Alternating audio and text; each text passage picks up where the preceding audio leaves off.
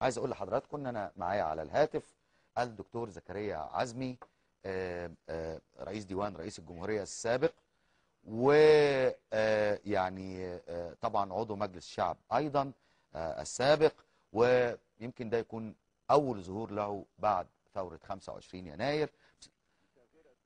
مساء الخير يا دكتور مساء الخير يا دكتور زكريا. ازاي؟ الحمد لله. ازاي صحة حضرتك يا فندم؟ الله يخليك. انا الحقيقه انا بس عايز اسال سؤال اولا يا فندم.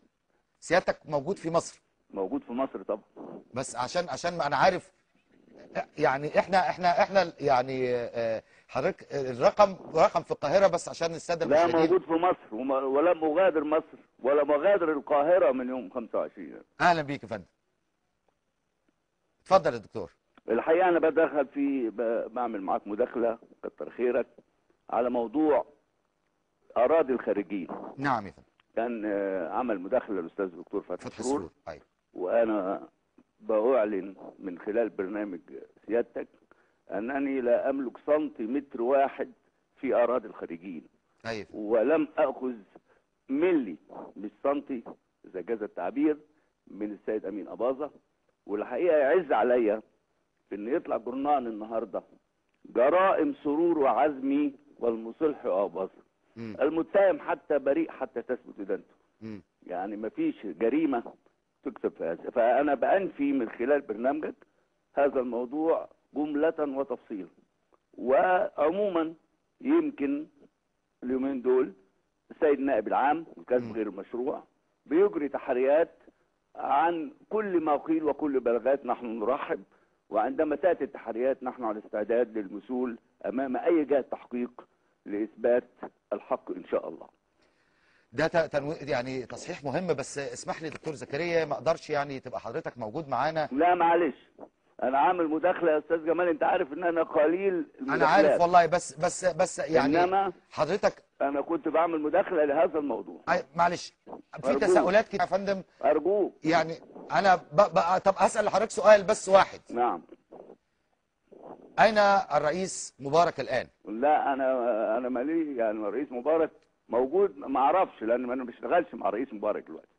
انا بشتغل مع القائد العام للقوات المسلحه، رئيس المجلس الاعلى، بيكلفني ببعض الامور، لان رئاسه الجمهوريه مؤسسه موجوده لابد ان نحافظ عليها الى ان ياتي رئيس جديد. فانا لست رئيسا لديوان رئيس الجمهوريه، انما انا مسؤول عن مؤسسه الرئاسه بتكليف الى ان اسلمها لمن ياتي من بعدي، وانا جاهز في اي وقت. طب هل حصل اي اتصال بين حضرتك وبين الرئيس السابق مبارك، يعني على المستوى الانساني، على المستوى الشخصي؟ بس يعني لان يمكن في اول يوم تاني يوم يعني انما يعني الرئيس مبارك كان بنشتغل معاه، وده فتره ومضت، واحنا بنحيي ثوره 25 يناير، مفيش كلام، بنشارك في الكل، وفي نقله في مصر، انما لكل تاريخ يحاسب كل واحد على عمله. هل حضرتك كنت متوقع ان تؤول الامور الى ما آلت اليه؟ مين يا باشا؟ ما هو ده هذه ولا آلت اليه. ما احنا بنرحب بالثوره، بنرحب بالشباب، وبنرحب بمطالبهم، واحنا ادينا دورنا في فتره، قد نكون انجزنا او اخطانا، فالتاريخ يحاسبنا والقانون ايضا يحاسبنا اذا كان هناك خطا. طيب هل حضرتك، انا عارف طبعا لا يا استاذ جمال، انا هسال حضرتك سؤال. انا قلت لسيادتك انا هخش. انا لا والله مش هسال سؤال، انا مش هسال سؤال يا فندم. قليل، وزي ما انت قلت يمكن اول ظهور لي. صحيح، مش هسال سؤال يا فندم، مش هسال سؤال، بس يعني انا ليا طلب عند سيادتك، انه اذا كان هناك فرصه قريبه انه حضرتك تدينا الفرصه ان يكون هناك حوار مع الحقيقه برضو خارج على الموضوع.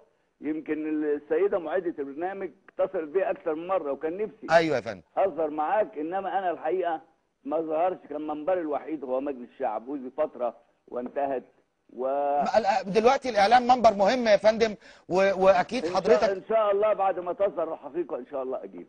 بشكرك شكرا جزيلا دكتور زكريا عزمي، يعني في اول ظهور له بعد احداث ثوره 25 يناير، مرحبا ب 25 ثوره 25 يناير.